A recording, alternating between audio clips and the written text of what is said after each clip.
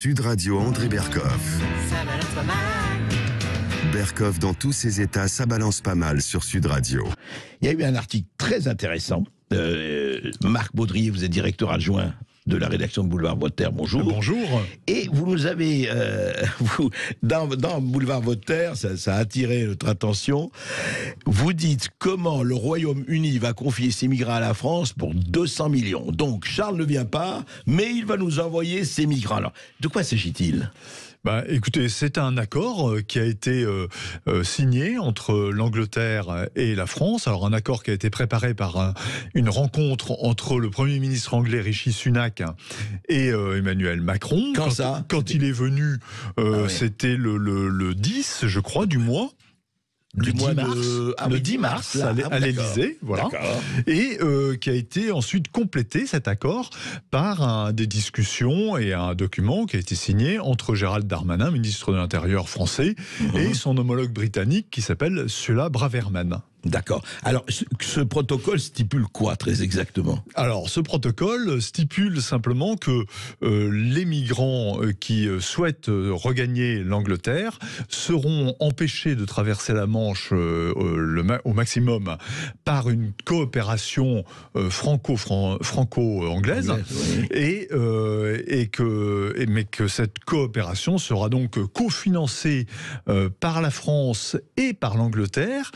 Et en clair, l'Angleterre va faire tout ce qu'elle peut pour que ces migrants restent en France et ne traversent pas l'Angleterre. Et pour ça, l'Angleterre, et donc Suella Braverman, elle l'a écrit d'ailleurs dans un article du Figaro, qu'on peut lire, a accepté de mettre en réalité, sur 3 ans, un demi-milliard d'euros sur la table. 500 millions d'euros. 541 millions d'euros.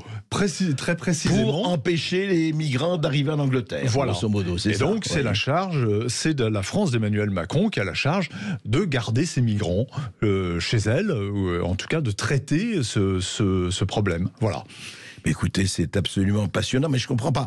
Vous savez qu'on disait toujours que les migrants traversaient la France, en tout cas pour aller en Angleterre. C'est vrai que la plupart désiraient aller en Angleterre. Donc, est-ce qu'on sait à peu près quels moyens emploieront les autorités françaises pour stopper les migrants, et où, à Calais, ou ça, enfin, est-ce qu'on a des détails là-dessus ? Alors, ce sont sur les côtes du nord de la France que ça se passe, évidemment. Oui. C'est là qu'est tout l'enjeu. Et donc, le Royaume-Uni a accepté de financer, par exemple, des avions de surveillance. Il y aura un centre de rétention qui va être construit. Ou à Calais ou ailleurs. Voilà, alors je ne sais pas exactement où, enfin dans le nord de la France. Il y a comme ça les forces de l'ordre qui sont chargées de surveiller et d'empêcher ces migrations les équipes vont être renforcées. Voilà, et donc l'argent, vous voyez, dont on a parlé, va servir à tout ça, mais le résultat, c'est que tous ces migrants, évidemment, le but de l'Angleterre, du Royaume-Uni, c'est que ces migrants restent en France. C'est-à-dire en France, en tout cas ailleurs, mais pas chez nous. C'est ça. Mais dites-moi, je suis assez frappé parce que j'ai lu ça, je n'ai pas l'impression, je ne sache pas que ça a fait la une des médias, tout ça, non ? Alors, vous l'avez remarqué, comme moi, ça a été extrêmement discret. Alors, on a entendu parler de la visite de Rishi Sunak qui est venu voir Emmanuel Macron. Mais on n'a pas parlé de cela. Mais non, on a eu très peu de détails sur ce qu'il y avait derrière. On a entendu parler des rencontres des deux ministres de l'Intérieur. On a eu extrêmement peu de détails. Et ça en dit long, quand même, sur l'information dans notre pays. Il a fallu... moi-même, je ne m'y étais pas énormément intéressé. On l'a su, quand même. C'était pas secret. Il y a eu des articles, mais bon, c'était quand même discret. C'était pas secret, mais discret. Mais alors, dites-moi, ça prend effet quand ? C'est-à-dire que ça a pris déjà effet ou ça va prendre effet ? Je parle quand la police dévoilée, le centre de rétention construit, c'est dans un avenir très proche. Alors, c'est dans un avenir très proche. C'est tout à fait daté. Donc, c'est signé, l'accord est signé. Bel et bien, c'est pas un projet. Et donc, il y a une première année d'exercice de cet accord qui sera 2023-2024. D'accord. Où là, la France, pour tout ce dont on a parlé, percevra 141 millions d'euros. En 2024-2025, l'année suivante, elle percevra 191 millions d'euros. Et l'année suivante, en 2025-2026, elle percevra 209 millions d'euros. Total des courses, 541. Mais attendez, Marc Baudrier, vous nous ouvrez des horizons. C'est qu'avec, on ne sait pas comment payer nos retraites, il suffit de demander à tous les pays d'Europe qu'ils refoulent leurs migrants vers la France, contre monnaie sonnante et trébuchante, et on aura, allez là, ça fait, vous m'avez dit 500 millions, c'est ça? On va demander à chaque pays d'Europe 500 millions, avec quelques milliards, nous allons régler le problème.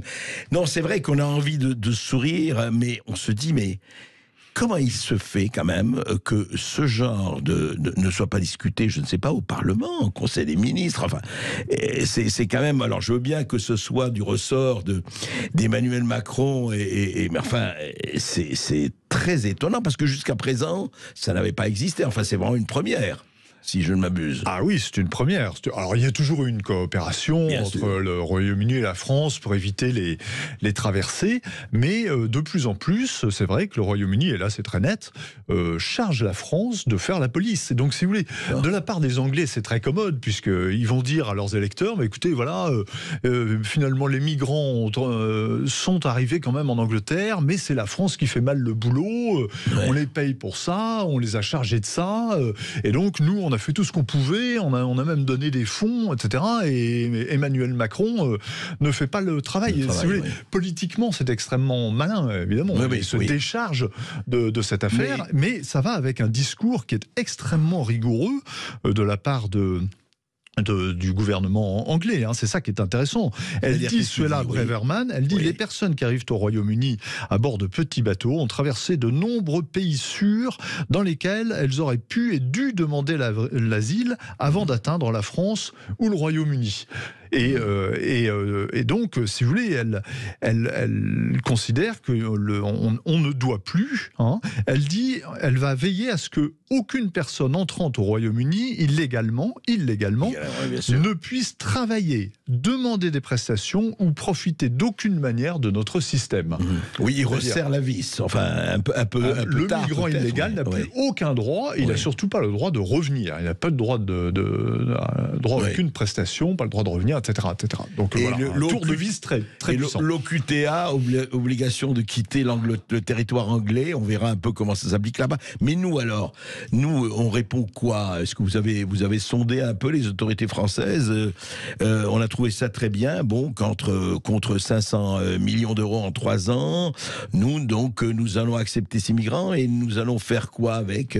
On ne sait pas. Ah bien, alors c'est à nous de gérer tout ça, donc de voir ceux qui peuvent seront frappés d'une OQTF, ceux qui bénéficieront du droit d'asile, ceux qui n'en et quand on sait la proportion d'OQTF vraiment exécutée, comme vous le savez... Exactement, alors tout est là, c'est que si vous voulez, l'Angleterre, le Royaume-Uni, et donc Rishi Sunak et sa ministre ont bien compris que lorsque les migrants arrivaient dans un pays, comme le Royaume-Uni, c'était très difficile de les faire repartir. Et donc, tout est là, c'est d'éviter que les migrants arrivent sur le territoire du Royaume-Uni, qui en a déjà beaucoup, qui a beaucoup de problèmes. On ne peut pas dire que... C'est moins qu'on puisse dire. Voilà. Mais enfin, là, c'est encore une fois, nous retrouvons messieurs les Anglais tirés les premiers. On est franchement les dindons de la farce dans cette affaire. Ils vont s'appuyer sur la France, sur le Rwanda, qui souhaite envoyer des migrants aussi. Pareil, faire un espèce de sas, si vous voulez. Le but, c'est qu'on ne demande pas l'asile au Royaume-Uni, mais qu'on le demande au Rwanda, en France, ailleurs. Très bien, mais écoutez, c'est intéressant à suivre tout ça. Merci Marc Baudrier pour cette information et cet article.